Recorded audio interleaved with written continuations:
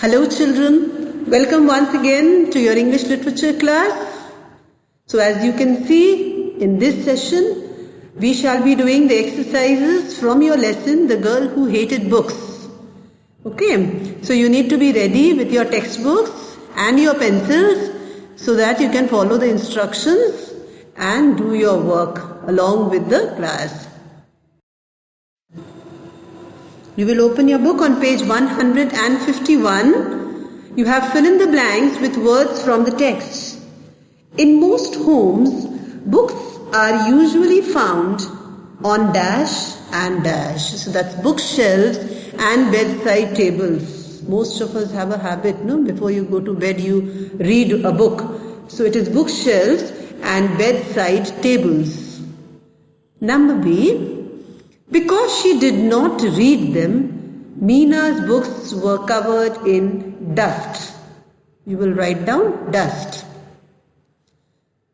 Meena found Max on top of a stack of books. There's a huge pile kept.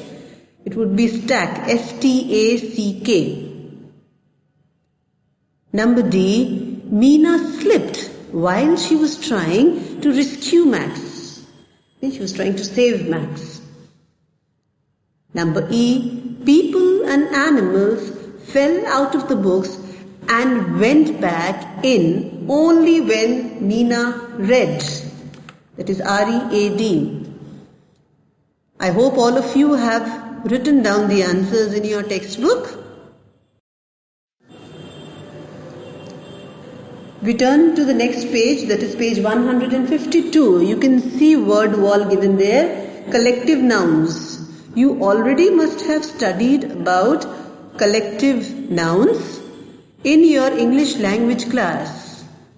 So we all are acquainted with this idea. Collective nouns are names of a collection or a group of people or things.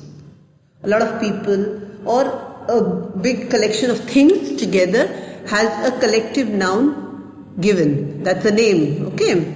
So the first one you can see in your book, there's a picture of elephant. You have elephants. So a group of elephants are called herd. You have it in your book as match the following. You can match or you can just write down herd. Elephants, herd. Below elephants, you have monkeys. Okay. You have monkeys. It would be monkeys troop. Troop. I think there's an error there. It will be troop.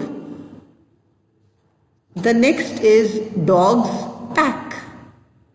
Dogs pack. The fourth picture is ants. Colony. Colony of ants. Next you have rhino. A crash. It's crash. You come to the second column, the number is B, chicks, brood. Geese, gaggle.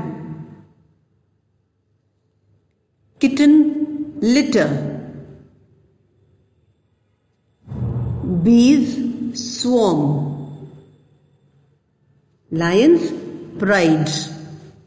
Okay, so all these animals, a collection of these animals, the names are given here. Okay, you need to write it down in your books. Next you can see are the different kinds of books. We go through a lot of books. Your textbooks, your workbooks, then you have dictionaries where you find out meanings, you have directories.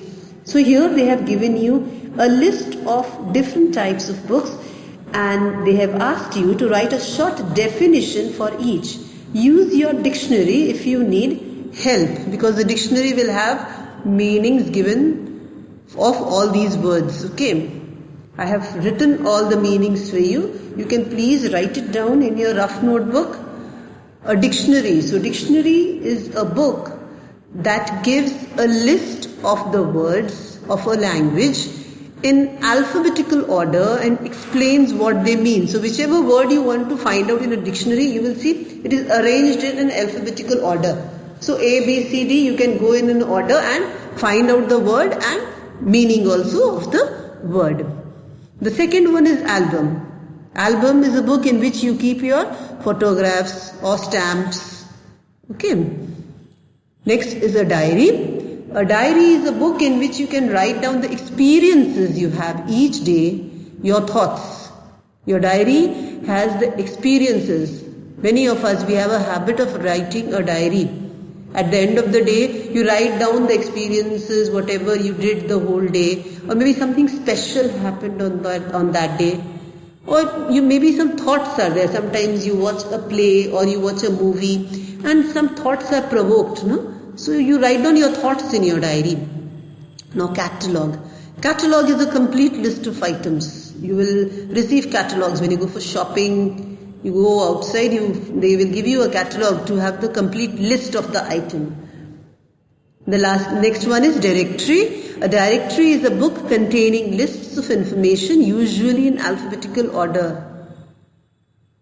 Last but not the least is an encyclopedia. Encyclopedia is a book or set of books which gives you information on many subjects or on many aspects of one subject. Now in an encyclopedia you can have information of different subjects also, or maybe a book of history encyclopedia will have about the different kinds of history. It can be about different subjects or about many aspects of one particular subject. So you can copy down all this from your slide, okay? You can write down all the meanings. Now your grammar time. Your grammar time gives you imperative sentences. We all know a sentence is a group of words that has a complete thought. You have done this in your English language class already. There are different kinds of sentences: statements, question, request, commands, exclamation. Now statement is a sentence which gives you information. See, they have given you an example. Once there was a girl named Meena. So I am giving you some information. Meena did not read books. Or Meena is not listening to me. Okay. And then you put a full stop in the end. That becomes the statement. Or we are having our English literature class. I'm giving you some information. No? So any informative sentence, that is a statement. Question, you are asking something. You want some information. Where could Max be? Like these days you people have been asking, no miss, what is the portion for our exam? So that is your question. And in the end we put a question mark. Now requests. Request. You are making a request. Like sometimes you heard people saying, please follow the instructions. Please lend me your pencil. Your friend asks you sometime, please give me an eraser. So that's a request. You put a full stop. And when you're giving an order, keep quiet. So there's an exclamation mark. That's a command. You're ordering. Or when you go for your exercises, no? Or you go for your march past, stand at ease. Okay. So all these things, these are commands. Then you put an exclamation mark. Then you have exclamation, which always has an exclamation mark in the end. In this chapter, you must have seen a lot of exclamation marks are used. You show surprise. I hate books. Oh, hooray! We have won the match. You have an exclamation mark there. So there is strong surprise, a strong feeling. So these are the different kind of sentences. But these sentences, as you go in an advanced stage, you have different names for them. A statement is also called a declarative sentence. A question is called an interrogative sentence. You are interrogating. A request or command is called an imperative sentence. And an exclamation, a sentence with an exclamation, is called an exclamatory sentence. In this session, we are dealing basically with imperative sentences. So an imperative sentence is used to express a command, an instruction, an order, or a request. Okay.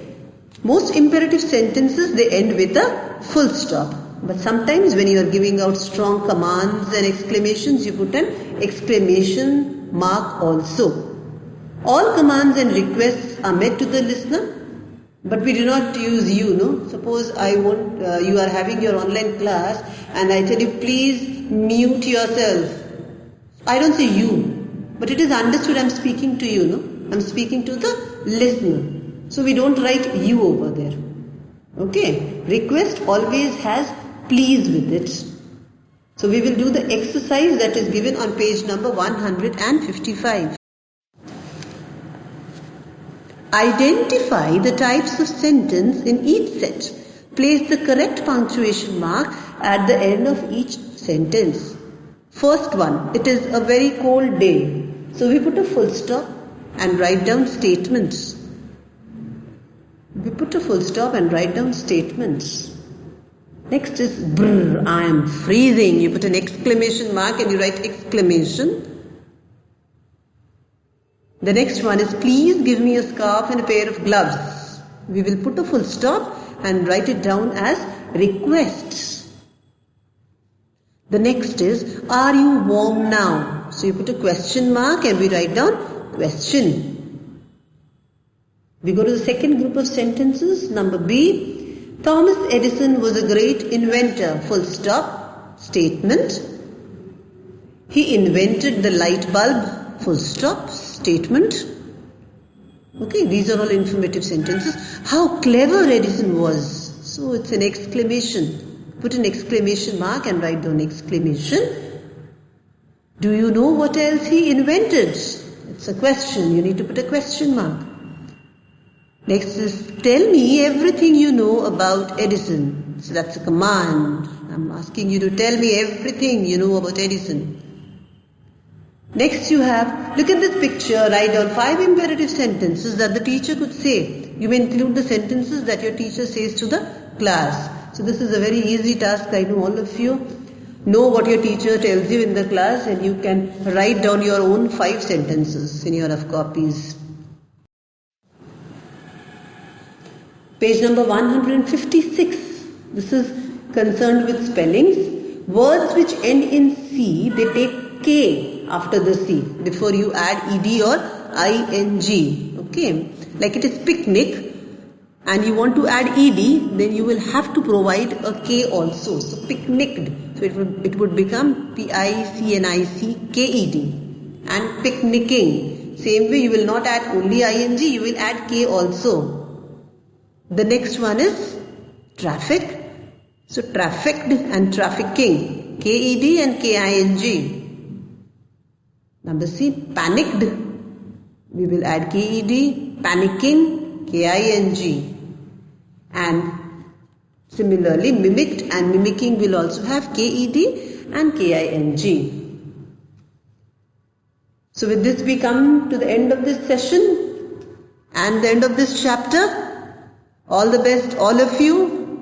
Prepare well, study well for your exams and hope you have enjoyed all your sessions. Stay safe and take good care of yourselves.